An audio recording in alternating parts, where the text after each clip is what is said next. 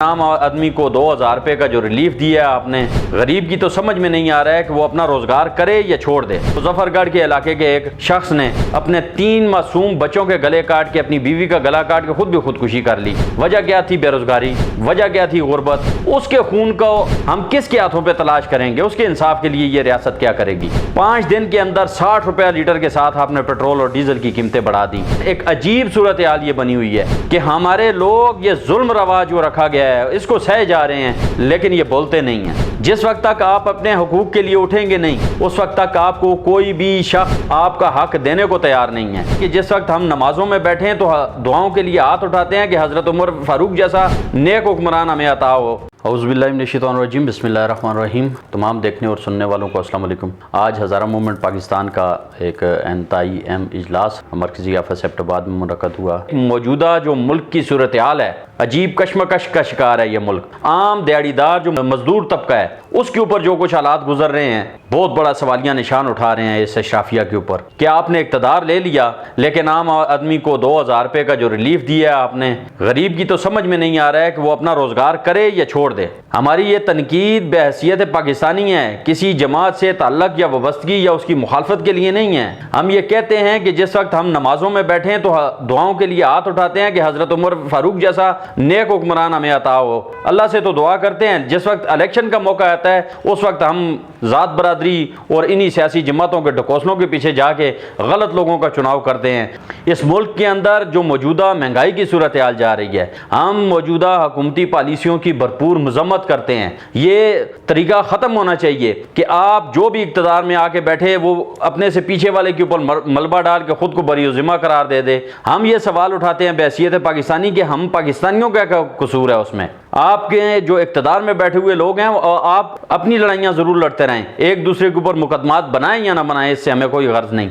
लेकिन आम आदमी की ज़िंदगी को रिलीफ देने के लिए आपको किरदार ज़रूर अदा करना चाहिए। गुज़श्ता दिनों एक वीडियो तमाम पाकिस्तानियों ने देखी होगी कि मुजफ्फरगढ़ के इलाके के एक शख्स ने अपने 3 मासूम बच्चों के गले काट के, अपनी बीवी का गला काट के खुद भी खुदकुशी कर ली। वजह क्या थी? बेरोजगारी। वजह क्या थी? गुर्बत। उसके खून को हम किसके हाथों पर तलाश करेंगे? उसके इंसाफ के लिए ये रियासत क्या करेगी? ये जो मौजूदा हुक्मरान बैठे हुए हैं इनके बारे में तो हमने ये देख रखा है कि गुज़श्ता 40-50 साल से ये लोग इक़्तिदार में बैठे आ रहे हैं। 40-50 साल में जिन्होंने मुल्क की तकदीर नहीं बदली, उनसे हम क्या तवक्को करें कि वो करीब टाइम में क्या इसकी हालत को बेहतर करने जा रहे हैं। 5 दिन के अंदर 60 रुपया लीटर के साथ आपने पेट्रोल और डीजल की कीमतें बढ़ा दी।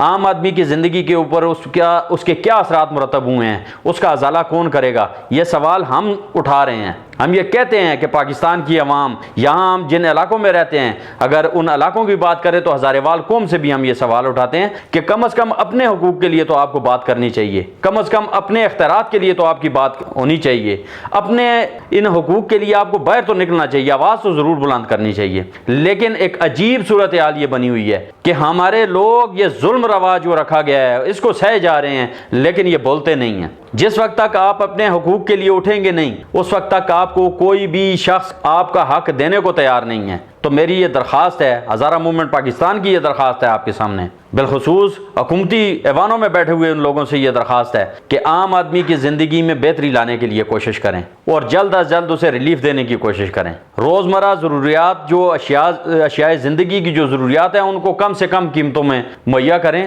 ताकि आम आदमी के मुँह में भी नवाला जा सके, उनके मासूम बच्चों के पेटों में भी कुछ जा सके। हम इस जुल्म के मुतम्मल नहीं हो सकते कि आप ये रवा रखें और हम लोग खामोशी से देखते चले जाएं। और इस कौम को जागना पड़ेगा, पाकिस्तानी कौम को जागना पड़ेगा और अपने लिए ठीक जो हुक्मरान हैं उनके चुनाव के लिए आवाज़ बुलंद करनी पड़ेगी। हमें इससे कोई गरज नहीं है आप किसको वोट देते हैं।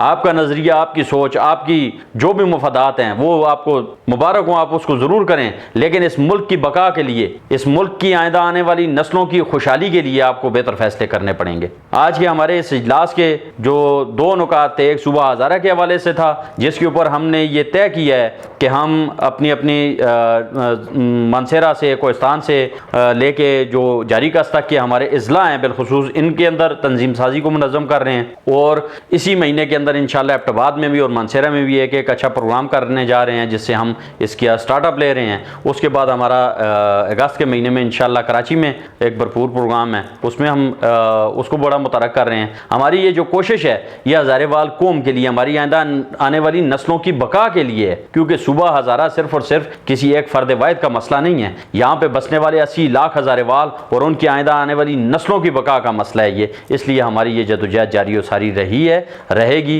और जब तक हम जान है इंशाल्लाह हम अपने बाद की नस्लों को भी तैयार करेंगे इस काज के लिए, और अपने हकूक़ से किसी सूरत दस्तबरदार नहीं होंगे। हम अपने शुहदा के खून को फरामोश नहीं कर सकते, हम अपने उन कायदीन की कुर्बानियों को फरामोश नहीं कर सकते जिनके तवस्सुत से आज हम जगह जगह पर बैठ के सूबा हज़ारा की बात करते हैं। और दूसरा हमारा जो आज के एजेंडे पे प्रोग्राम था वो इस पाकिस्तान के अंदर की सूरत हाल थी। महंगाई सबसे बड़ा मसला और उसके साथ साथ लोड शेडिंग, ये बहुत बड़ा अजाब है जो इस मुल्क के ऊपर मुसल्लत है। हमारा ये बात तय हुई कि हमने आइंदा चंद रोज़ में तमाम अजला में जो भी कोस्तान, बटाग्राम, तोरगर, मानसरा, एबटाबाद और हरीपुर में, तो हमारा प्रोग्राम ये है कि इंशाल्लाह सर-ए-दस्त यहाँ पे हम जो ज़िली तंजीमें हैं उनको मुकम्मल करेंगे, और साथ साथ जो तहसील की और मतलब PK वाइज तंजीमें उनको भी मुकम्मल करेंगे। क्योंकि हमने देखा है कि इससे पहले जितने भी लोग आए हैं हमारे साथ, उन्होंने काम किया है, तो वो इक़्तिदार में आने के बाद उन्होंने इस पोजीशन में आके इसको छोड़ दिया है। बहरहाल ये काम पहले भी कौम परस्त जमातों ने किया था और अब भी कौम परस्त जमातें ही करेंगे। हम इंशाल्लाह एक मुख्तलिफ़ किस्म का लाएअमल तय करने जा रहे हैं। इंशाल्लाह हमारी कोशिश ये होगी कि आइंदा के लिए हम इन सियासी लोगों को बतौर मेहमान तो बुलाएंगे, लेकिन इनको किरदार कोई भी नहीं देंगे, क्योंकि ये हमेशा इक़्तिदार में आम अवाम अन्नास से इन्होंने सूबे के नाम पे लिए हैं, वोट लिए हैं, लेकिन जिस वक्त ये इक़्तिदार में आ जाते हैं तो ये सूबे वाली बात भूल जाते हैं।